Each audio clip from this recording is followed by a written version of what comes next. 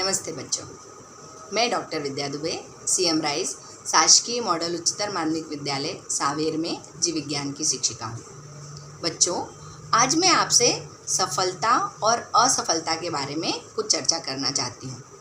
सफलता और असफलता दो ऐसे शब्द हैं जो मुख्यतः किसी परीक्षा से, किसी कार्य से जुड़े हुए होते हैं।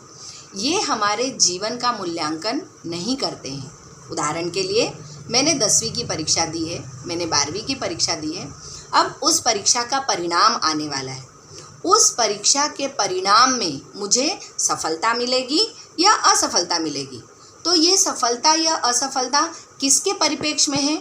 मेरे रिजल्ट या परिणाम के परिप्रेक्ष्य में है, मेरे जीवन के परिप्रेक्ष्य में नहीं है। कहने का अर्थ क्या हुआ?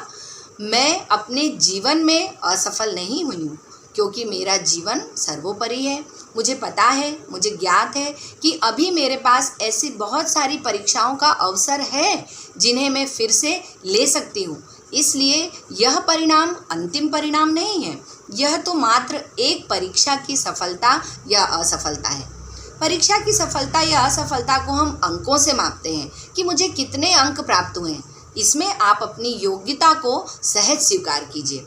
मैं आपको आज 3 शब्द देना चाहती हूँ जिससे आपको हर परिस्थिति से लड़ने के लिए एक शक्ति प्राप्त होगी। रुकिए, सोचिए और स्वीकार कीजिए। पहला शब्द रुकिए। हम किसी भी क्रिया के प्रति तुरंत प्रतिक्रिया कर देते हैं। जैसे किसी ने हमें अपशब्द कहे तो हम तुरंत अपशब्द कह देते हैं। अभी जैसे हमारा परीक्षा का परिणाम आएगा, जैसे ही हम उसे देखेंगे, अगर हमें बहुत अच्छे अंक प्राप्त हुए तो हम अति उत्साहित हो जाते हैं। हो सकता है हमें कुछ थोड़े अंक कम आए हों तो हम बहुत जल्दी निरुत्साहित हो जाते हैं। नहीं, हमें तुरंत प्रतिक्रिया नहीं देना है। थोड़ा रुकना है, सोचना है कि कैसी परिस्थितियां थी जब मैंने इस परीक्षा की तैयारी करी थी, क्योंकि यह उस तैयारी का परिणाम है।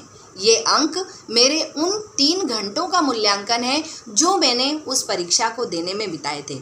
ये जब मैं सोचूंगी तो जो भी परिणाम मेरे सामने आया है उसे मैं सहजता से स्वीकार करूंगी। जो परिणाम है उस परिणाम में मुझे तनाव कब नहीं होगा? जब मैं उसमें अपने विचार स्थापित नहीं करूंगी। कैसे? अगर मैंने सोच लिया कि मेरा पेपर तो बहुत अच्छा गया था, मुझे कम अंक प्राप्त हुए, या मेरा पेपर तो खराब गया था, फिर मुझे ऐसे अंक क्यों आ गए? तो यदि मैं आज की परिस्थिति को विपरीत परिस्थिति, जो परिस्थिति बीत गई, उसके साथ जोड़ने का प्रयास करूंगी तो मुझे निश्चित ही तनाव और दुख प्राप्त होगा। तो तनाव और दुख से दूर रहने का सबसे मुख्य रास्ता क्या है कि मैं जो भी परिस्थिति है उसे स्वीकार करूं। तो बच्चों, सफलता या असफलता किसी परीक्षा का होती है, परीक्षा के परिणाम की होती है, और परिणाम केवल अंकों के रूप में होता है। यह किसी भी रूप में मेरे जीवन की असफलता को निर्धारित नहीं करता है। जो भी परिणाम मुझे प्राप्त होगा उसे मैं सहज स्वीकार करती हूँ या स्वीकार करता हूँ। यही मन हमें बनाना है। अभिभावकों से भी मेरा विनम्र निवेदन है कि जिस दिन बच्चों का परीक्षा परिणाम आए, आप पूरे समय उनके साथ रहें। उनके मन को और स्वयं को भी यह निश्चित करें कि जो भी परिणाम है उसे मैं सहजता से स्वीकार करती हूँ। क्यों? क्योंकि जब हम किसी भी परिस्थिति को स्वीकार कर लेते हैं तो उसके सुख या दुख का हमें आत्मसात हो जाता है। हम फिर उसमें न ज़्यादा सुखी महसूस करते हैं, न ज़्यादा दुख। दोनों ही परिस्थिति में हमें हमारे बच्चों का साथ देना है। किसी भी रूप में उन्हें हमें अंकों से मूल्यांकित नहीं करना है। बच्चों के लिए भी मैं कहना चाहूँगी कि जो भी आपका परिणाम आ रहा है आप उसे स्वीकार करें। स्वयं को अंकों से मूल्यांकित ना करें, क्योंकि ना तो यह अवसर अंतिम अवसर है और ना ही यह परिणाम आखिरी परिणाम है। मुझे पूरा विश्वास है आपने जो मेहनत करी है उसका परिणाम आपको अच्छा ही प्राप्त होगा।